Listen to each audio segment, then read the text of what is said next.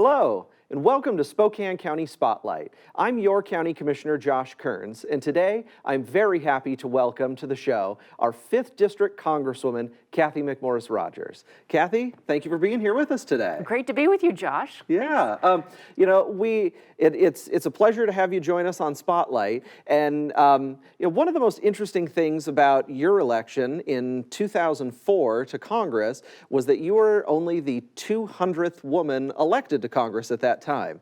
And we certainly know that number has changed quite a bit, and you've done a lot for us in Congress. But could you start by giving us a little bit of background about yourself to some of our viewers who are newer to Eastern Washington? Definitely. It's been an honor of a lifetime to represent the 5th District in Congress. I'm 5th generation in the Pacific Northwest. Both sides of my family came out on the Oregon Trail. My family owned an orchard and fruit stand in Kettle Falls, Washington, which is about 80 miles north of here along the Columbia River. First in my family to graduate from college, and then got involved in politics, and as you mentioned, was elected to Congress in 2004. And yeah, was the 200th woman out of about 12,000 now who have served in Congress. And it's such an honor to represent the good, honest, hardworking people of Eastern Washington and work on issues to improve their lives, try to make it easier to raise a family, start a business, and live a good life here in Eastern Washington. Yeah, well, we're certainly going to dive in to some of those things you've been working on, some of those great things that you're doing to help our region. But as we turn our focus to the other Washington, there's been certainly some excitement in Washington, D.C. This year. But could you give us your perspective on the newly elected Speaker, Mike Johnson? And sort of, certainly an interesting story on how Speaker Johnson became the Speaker of the House. But what are your thoughts on having a new Speaker? Well, I'm very excited about Speaker Mike Johnson. It was unexpected, but we certainly saw where Speaker Kevin McCarthy at the beginning of the year had a hard time. 15 votes on the House floor, became Speaker, and 9 months into it, there was the motion to vacate the chair, and he lost that vote. And we had a tough time within the conference, 22 days of trying to figure out who could get the votes, and ultimately, Mike Johnson, who a lot of people across the country really don't know. He's not someone who had been positioning to be Speaker of the House. He's a constitutional attorney serving on the Judiciary Committee and working on the issues on that committee. But I'm really excited, and I had the honor of nominating him in front of the conference to be the Speaker. He ultimately got a unanimous vote, which was a great way to start. Although I don't know that he got a honeymoon at all, because it's been very rough waters. So we have some challenges ahead of us, but I think what I appreciate most about Speaker Mike Johnson is that he understands fundamentally the importance of the House of Representatives, the importance of reclaiming our Article I constitutional responsibilities, the power of the purse. The budget process is completely broken, and we must, on behalf of the people, reclaim our constitutional role, the importance of us providing the oversight, the accountability among the federal agencies. We see more and more decision-making, record amounts of rules being written and adopted that ultimately have the force of law by agencies, boards, and commissions, rather than the elected representatives of the people deciding what the law is going to be of the land. And he has a great vision around building trust.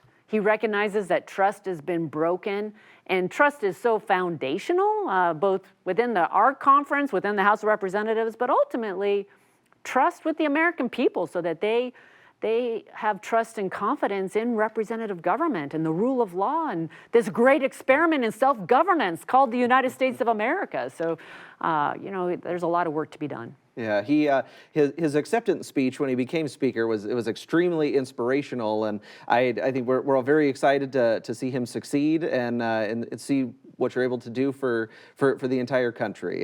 It certainly was a time for political nerds like myself. We were glued to our TVs to see what was going to happen. But it looks like things certainly worked out, and I think the Congress is in a very good place right now. As we kind of stay focused on some of the things that you've specifically been involved in, you have been appointed chair of the very influential Energy and Commerce Committee. That's a committee that deals with a whole swath of issues. So could you tell us a little bit about that committee, the issues that come before it, and how that's going to be able to help us here in Eastern Washington? Yes, it is a great committee.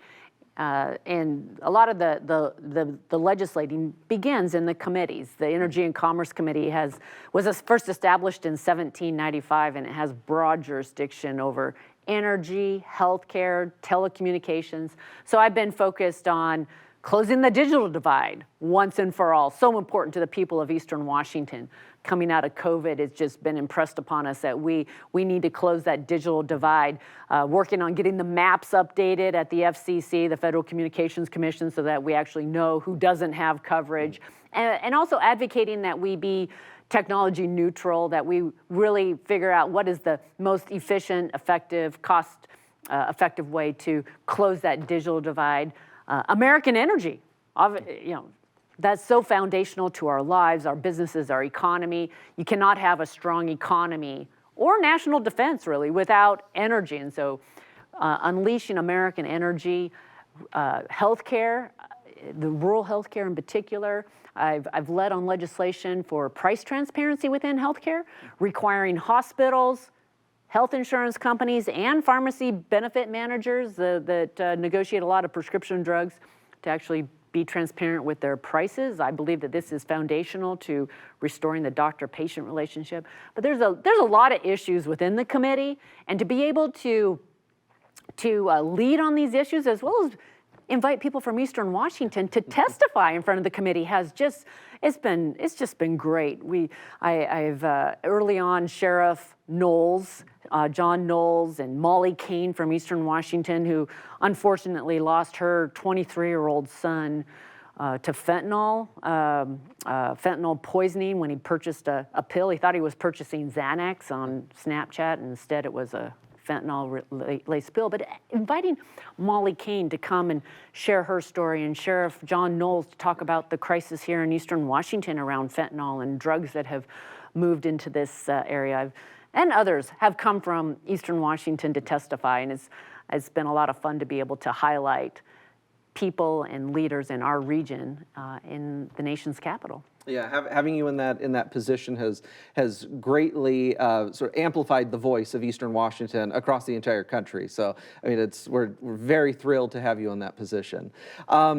As I travel around Spokane County, we continue to hear folks talk about inflation, gas prices. Many of these things, they do tie back to national issues as well as state issues. But sure. What are some of your ideas on how we can kind of combat some of these rising prices that our constituents are dealing with? Right. Yeah. It is a huge issue. Inflation has increased the price of everything. So we see every time we go to the grocery store, the cost of everything. Gas prices have gone up. And Washington State has some of the highest gas prices in the country. We've been the highest, and then we'll be number 2 or number 1.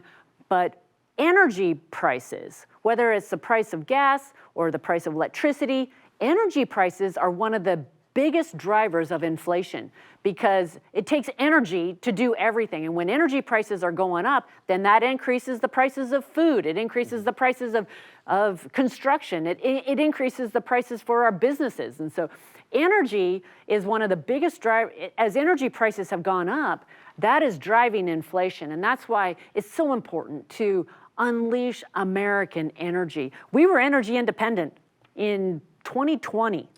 And the price of gas when President Biden was elected, on average across the country, was $2.39 a gallon, okay?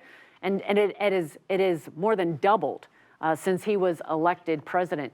And unfortunately, President Biden, President Inslee, they've taken an approach where they're shutting down a lot of American energy, and that is causing prices to go up, and it also makes us more vulnerable. I just believe fundamentally the importance of American energy, being energy independent, and also unleashing innovation and technology. You know, it's been America that's been leading in reducing carbon emissions through innovation technology. So anyway, all that to say, we need to unleash American energy. The first bill, H.R. 1, that passed this Congress, came out of Energy and Commerce Committee, was really focused on unleashing American energy and addressing the permitting in the United States. I've also led on legislation for hydropower relicensing.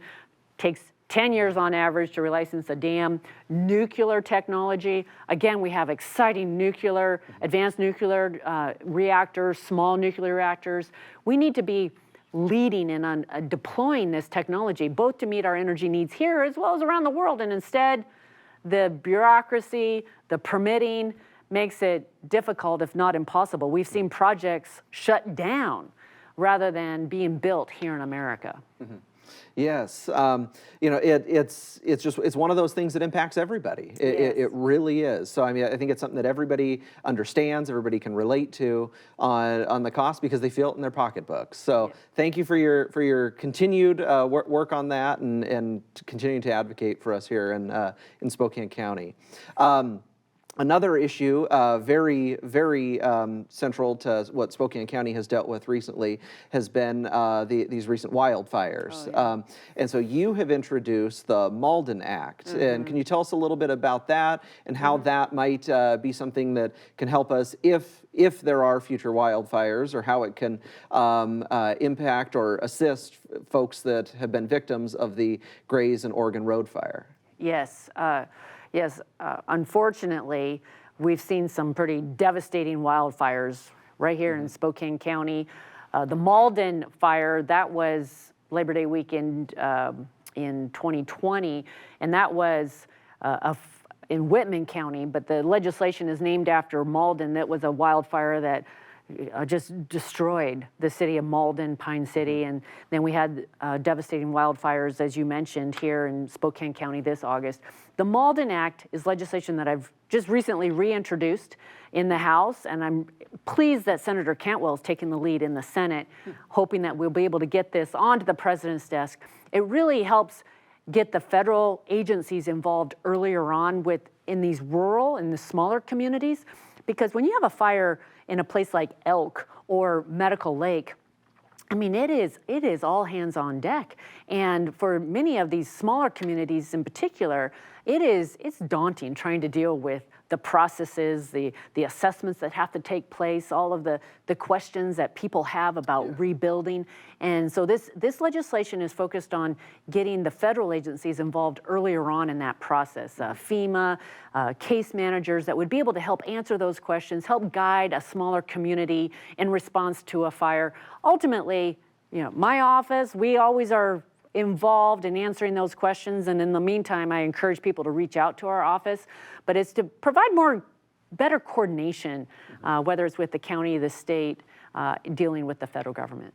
Yeah, it's one of those things that with the fires this year, I learned more than I wish I would have had to have learned about wildfires and just the impact, the chain of command that goes in. I mean, it's extremely confusing. It's a web of organizations and agencies that are involved in fighting the fires, then the recovery, and it's not just short-term, it's long-term recovery. There's so much that goes into it that until you've been involved with it or been a victim of it, I mean, most people don't really know what that looks like, and it's a tragedy that so many people in the last couple years, unfortunately, they do know about these wildfires because they've been directly impacted by them. Yes, right here, we lost more homes in the Medical Lake and the Gray Road fire than the Gray fire than like 347 homes. Yeah, it was the largest number of homes lost ever in Washington State, and these are people that lost everything. Yep.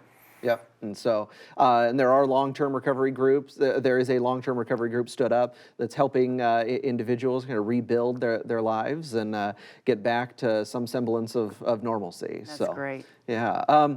As we, one of the other things, you touched on broadband, closing the digital divide. One of the areas that we both represent is North Spokane County. Yes. So, your Deer Park, your Chattaroy, Riverside area, a lot of those areas don't really have that good broadband connection. So, what are some of the things that you're working on that's happening in DC that can help get not only northern Spokane County, but all of Eastern Washington better connected? Yes, it's so important. And we saw during COVID when our lives were shut down overnight, and our kids were doing school online, and businesses went online, and our work was online. The importance of that internet connection, the broadband connection. Unfortunately, the maps that we were using to determine where federal dollars and other dollars would go to deploy, they were based upon a census tract. They were just not serving us well. And I worked on legislation to get these maps updated. And if you are somebody that doesn't have a connection or needs a stronger connection, I would encourage you to go visit the FCC and make sure, they now have every home, every business mapped out, and if you don't have if they show that you have a connection and you don't, you can let them know. You can get it updated in real time. So getting the maps updated so that we know where the needs are. There's been tens of billions of dollars post-COVID dedicated to closing this digital divide. My goal is to make sure that money actually goes to the truly unserved and underserved. I'm concerned about money being used to to build up where they already have service or duplicate service that already exists. We need to keep it focused on the unserved and the underserved. And then we need to make sure that the technology makes sense. Some places it makes sense to lay fiber. Other places it may be a wireless connection or a satellite connection. So we need to make sure that what makes sense is what we are deploying throughout North Spokane County and Eastern Washington. But that's a top priority, and I'm encouraged with the progress that is being made. Yeah, it seems like it's one of those issues. I think you're absolutely correct. Because of COVID and all the children that were pushed to go to school online, it seems like it's an issue that now more people understand. More people can see the impacts of not having good broadband to hook up with. And I mean, it can really limit the things that you can do, the way you can interact in today's society. So I mean, I think it's definitely on the forefront of a lot more people's mind than it was, say, back in 2019. Yes, so. Many compare it to electricity when we made that transition, that it became basic infrastructure, and in many ways, broadband internet is basic infrastructure because so much of our lives is online. Yeah. Now, speaking of online, children are online a lot, and you in your position on the Energy and Commerce Committee have made that a big part of your platform, is protecting children online. You had several of you had the CEO of TikTok in and several of the other social media platforms. What are some of the ways or ideas that are out there about protecting not only our children online, but everybody's privacy while they're online as well? Yeah, this is a very important issue.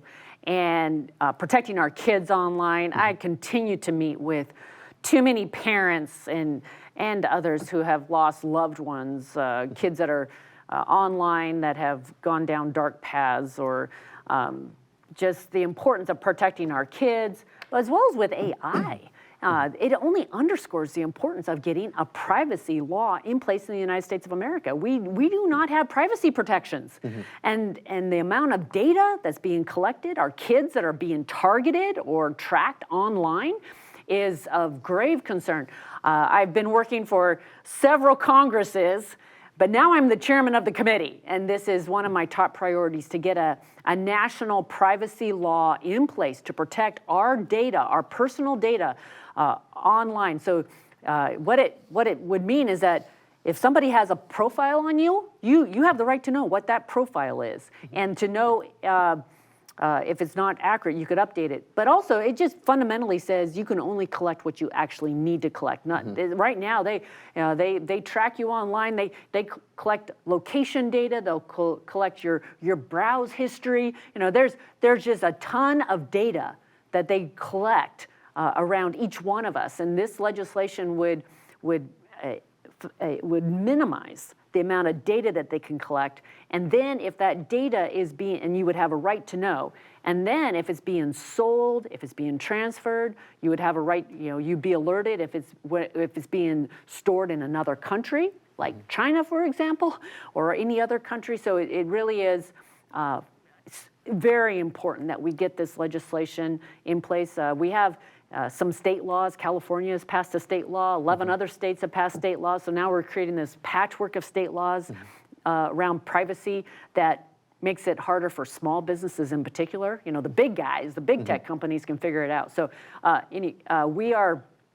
hoping that we'll be able to reintroduce the legislation very soon, working with my Democrat colleagues in the House and the Senate to get this on the president's desk as soon as possible, this Congress.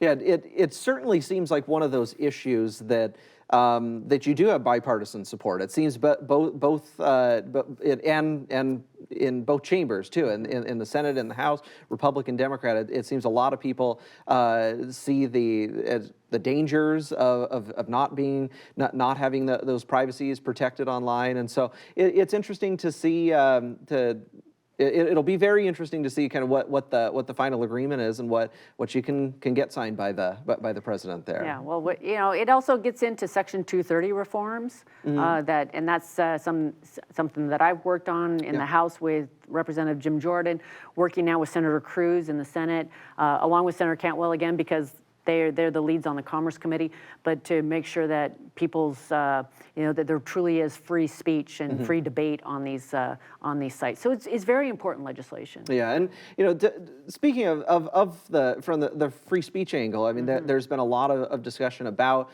conservatives being censored online and content being taken down or deemed, whether it's true or false, and who determines those. I mean, do you have any thoughts on those, or is there any type of movement or legislation to help truly have free speech online? Yes.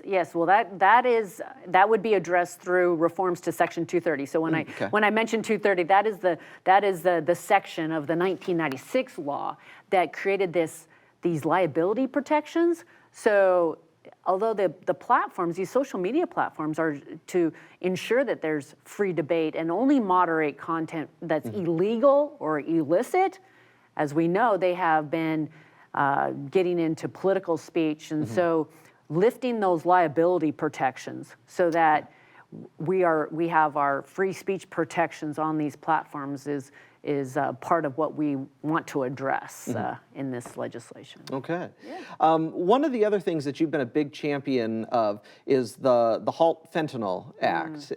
And you mentioned earlier about having some individuals from Spokane travel over and testify about the dangers and just the horrific outcomes that we've seen with fentanyl use. But could you tell us a little bit about sort of your efforts on stopping fentanyl abuse and the Halt Fentanyl Act? Yes.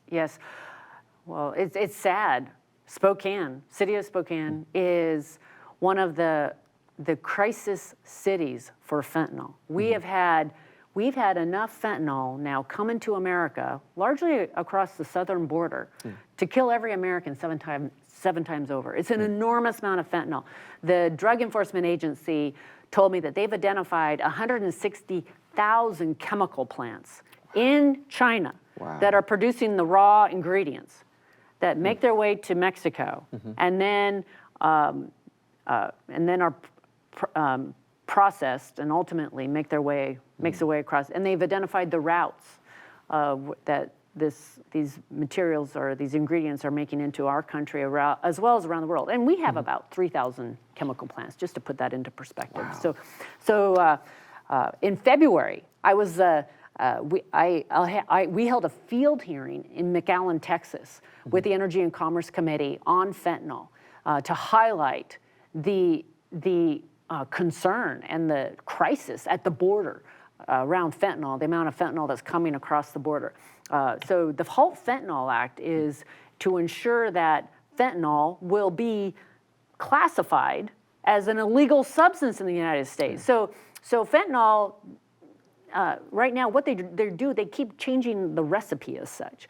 And FDA, so they change it just enough so that it's not technically illegal. So it can be on our streets. So they have different types of fentanyl, and so what they're called fentanyl analogs when they are changing the makeup of the fentanyl substance. So what this legislation does is classify these fentanyl analogs as illegal in the United States of America. President Trump put into place an emergency order and classified these fentanyl analogs as illegal, and we've continued to extend that, but we just need to take action to make it permanent so that we send that signal to the world. Okay. Well, thank you. I think I can speak for all of our viewers. Thank you for your work on that. It's just been devastating what that drug has done. Yes. As we look forward to 2024, what are some of your priorities you're looking at hoping to accomplish next year? Yes. Well, it's going to be continuing to chair the Energy and Commerce Committee, which is just a great committee. So whether it's fentanyl, this legislation around getting fentanyl analogs classified as illegals, stopping the devastation of lives and destruction of our families, closing the digital divide, American energy, highlighting energy solutions here in Eastern Washington, hydropower, nuclear, other technology that's being developed. I'm looking forward to continuing to lead on the Energy and Commerce Committee, while also looking at reforms around, I'm excited about an Article 1 project in reclaiming our constitutional Article 1 provisions. So fixing the broken budget process, a balanced budget amendment, the administrative, the rulemaking, some of those fundamental constitutional reforms that need to get in place. I'm getting involved in that and looking forward to getting restoring trust and confidence in representative government. All right. Well, it looks like we are up against the clock here. Time always flies when we're here on County Spotlight. But just thank you so much for being here. We appreciate you sharing your priorities and all the hard work you're doing. And really just I think I certainly speak for all of the county commissioners when I say thank you for advocating and representing us so well in Washington, D.C. Well, thank you. I appreciate your friendship and your leadership on the Spokane County Commission, and certainly look forward to working with all of you in 2024. All right. Well, thank you. I'd like to thank my guest, Congresswoman Cathy McMorris Rodgers, for joining us. As a reminder, today's video can be viewed on the Spokane County website or on the Spokane County YouTube channel. I'm your County Commissioner, Josh Kerns, and thank you for joining us today on Spokane County Spotlight.